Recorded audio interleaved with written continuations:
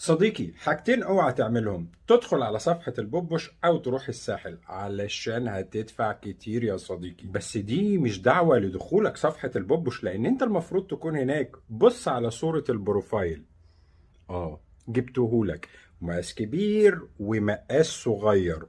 ركز معايا يا صديقي عشان تعرف تطلب. ده المقاس الكبير 26 جرام، الطول 22 سنتي. يعني ده كده معناه يا بوبش ان هو ايد كبيرة.